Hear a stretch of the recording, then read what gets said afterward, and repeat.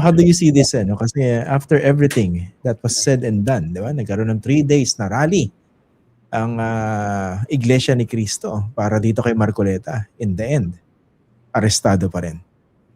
Yeah. Very significant ito dahil napag-usapan naman natin before, hindi simpleng Iglesia ni Cristo si Marcoleta. Siya lang yata yung alam ko na Iglesia ni Cristo na pinayagang maging politiko, tumakbo para maging politiko. Congressman, senador, and even higher. Dahil iniisip siya ni Sara as vice presidential candidate niya. So, and even higher than vice president. So, clearly, inaalagaan siya ng Iglesia ni Cristo dahil gumawa sila ng exemption sa kanya. At itong kanyang pagkakulong ay hindi maliit na bagay para dun sa first time na nangyaring iyon sa iglesia, isang miyembro ng Iglesia ni Cristo. No? Habang merong separation of church and state, no? Ay ang simbahan kasi, ang simbahan Katoliko kasi hindi bawal eh. 'Di ba? Hindi bawal.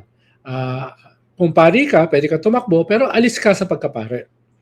No? Pero yung mga miyembro ay pwedeng tumakbo, of course. No? Sa kanila medyo stricto diyan for a long time.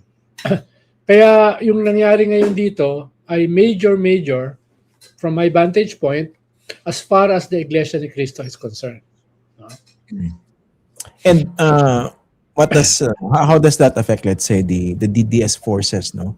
Yung kanilang mga configurations ahead of 2028. Kumaga, matagal-tagal na kaso itong plunder di ba? Hindi naman ito matatapos in 2 years. Well, tingin ko medyo nasa defensive sila dahil una dito sa Senate crisis, which was a power struggle between Duterte forces and anti-Duterte forces, medyo pinulot sila sa kangkungan. At yung mga mobilization nila sa labas ng Senado, DDS at saka Iglesia, medyo hindi nag-materialize ng malaki. Tapos going into the possible arrest ni Marcoleta, na napakahalaga para sa kanila, ay hindi rin nag-deliver yung dati nilang sizable mobilization force. At medyo nag-taper down to sa third day na halos wala pang 2,000 yung naiwan sa Liwasang Bonifacio. So medyo, sabi nga natin, na-burst yung kanilang usual bubble na ganun sila kalaki. At kinakatakutan sila ng mga gobyerno in the past. No? Including yung kasalukuyang gobyerno. Pero in this case ay umalis pa rin ng bansa yung presidente, tapos hindi nagpanic yung security forces, at eventually ang unang kumurap ay mismo yung Iglesia ni Cristo nung tiniklop nila yung kanilang rally during the third day. Na inaasahan sana pinakamalaking numero yung mamomobilize nila nung second at saka third day. Pero sa akin, I agree with all the points that you raised, pero wala namang ibang choice dito Sa sobrang linaw ng kaso laban kay Rodante Marcoleta, hindi kakayanin ng puwersa yun para ikubli Kasi ebidensya mismo nanggaling sa kanya Kaya kanina, pinapakinggan ko yung video message ni dating Congressman Mike Defensor. Yung pinalalabas na naman niya sila yung biktima rito. Bakit sila yung una pang nakulong kaysa rin sa mga sangkot sa flood control. Natural, ang linaw ng ebidensya at galing mismo kay Marcoleta. Inamin kaya kayo unang nakulong. Siguro privately, minumura ni Mike Defensor si Marcoleta. Kulong Nadamay siya. Siya na nga nagbigay, nadamay pa siya. Di ba? Galit na galit siguro yun. At hindi hindi biro yan, di ba?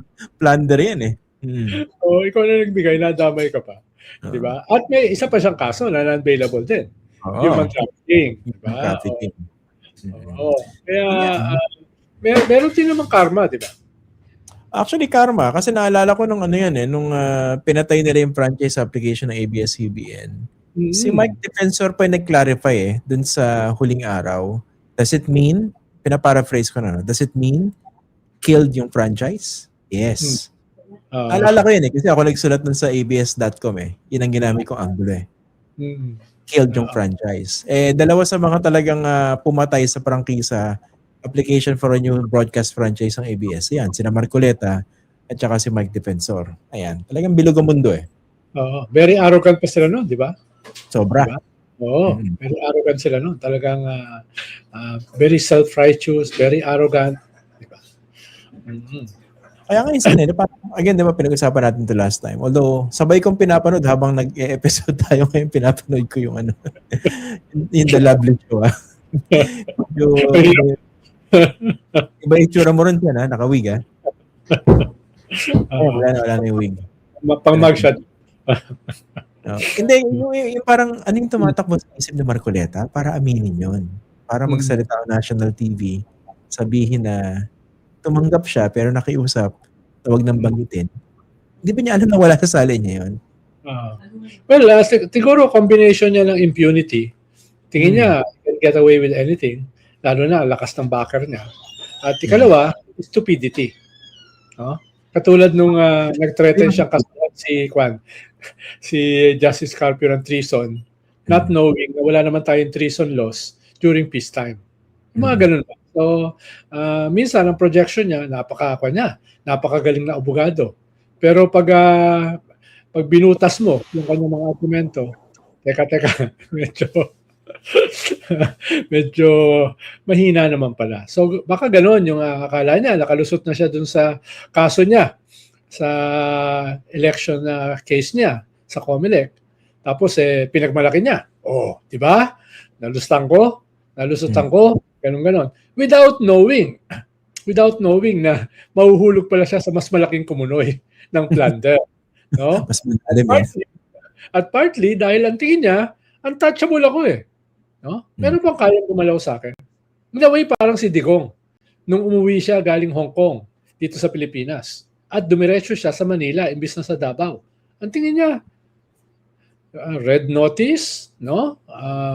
ICC, meron ba mga ngahas na mahumuli sa akin?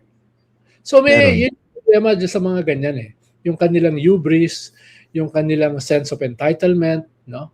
Yung kanilang arrogance, nagsabay-sabay, ayun, saan sila pinulot?